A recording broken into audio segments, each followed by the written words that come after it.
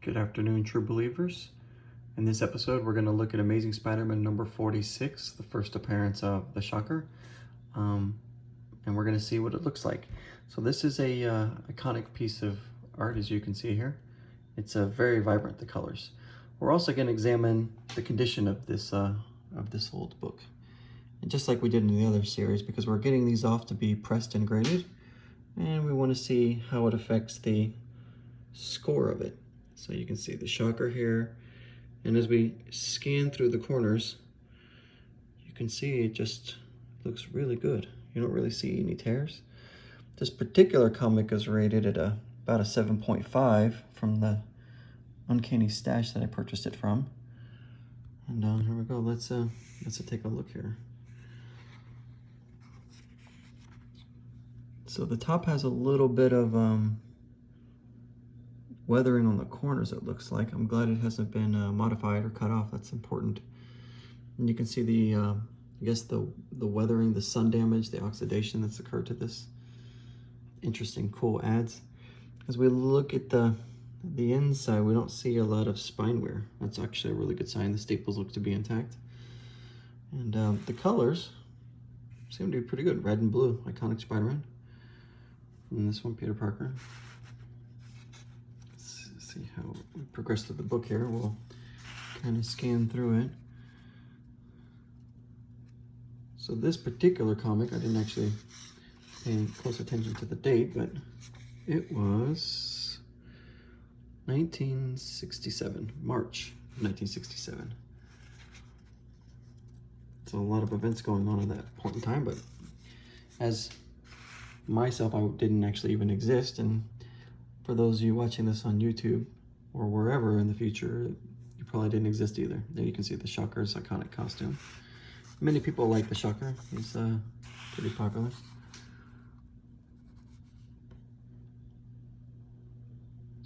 Marvel always comes up with interesting sound effects.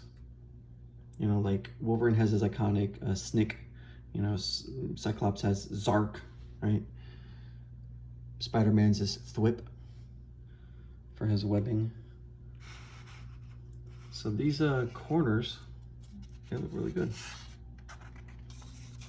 Polaris nuclear sub. You too can have a nuclear sub for only $6.98.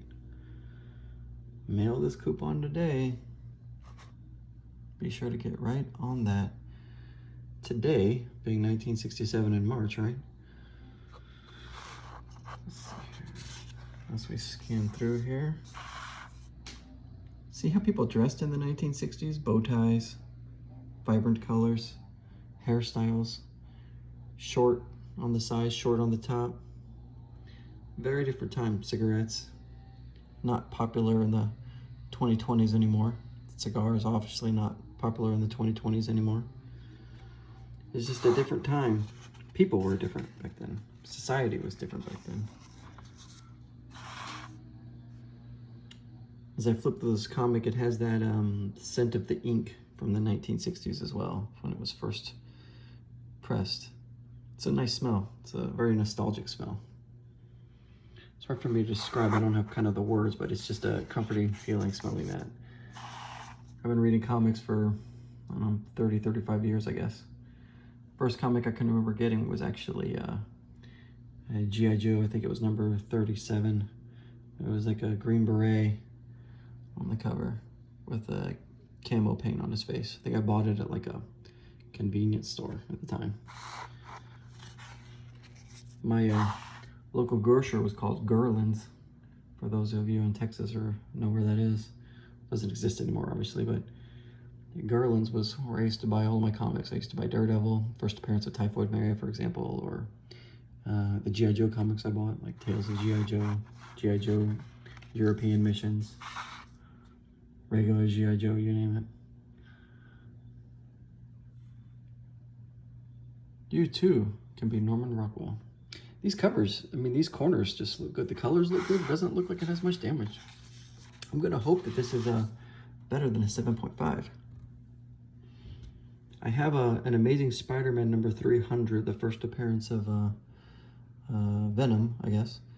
And I got that one pressed and graded by the CGC, and that one is a 7.5. And it has a a little bit more wear on it than this one. So hopefully, zuck. So hopefully this one grades a little bit better than that. Electronic computer brain. Let's see, in the 1960s, computers back then took an entire room. I think IBM was the big player for computers back then in terms of offices and whatnot. Commodore, Atari, none of them were even a thought yet. Atari, as many of you know, came out in, I guess, the 70s or so, is when they were started to be popularized. The 80s was, you know, Apple started to rise with Apple II. Eventually, Lisa. You can see that iconic shocker costume. Kind of like a baklava that's been modified.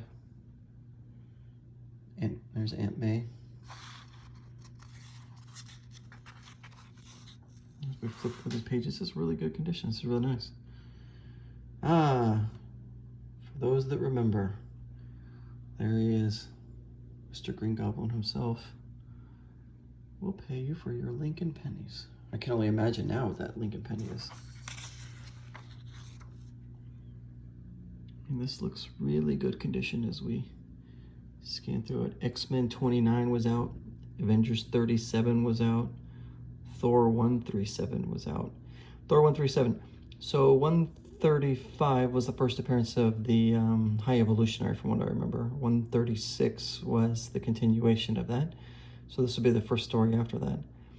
X-Men 29, Super Adaptoid. Fantastic Four 60. So Adam Warlock hasn't been incubated yet. He hasn't even become an egg at this point.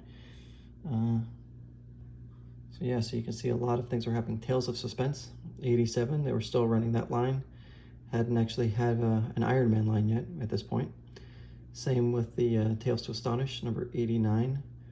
That hadn't split off to the Incredible Hulk line yet either.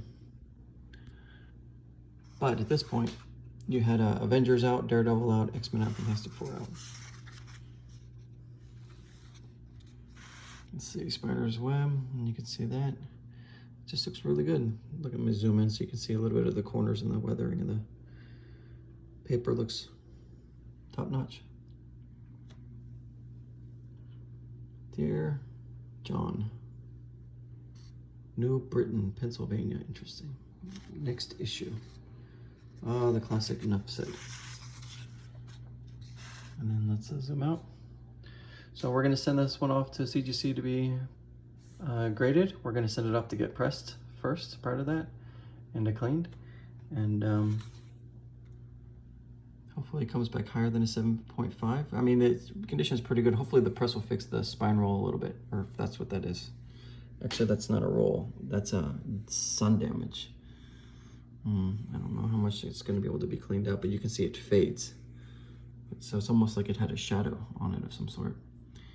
And then hopefully these corners don't get graded or too hard, but we'll see. So after we get it graded, we'll have it ready to go and have this video to commemorate it. So until next time, to be continued.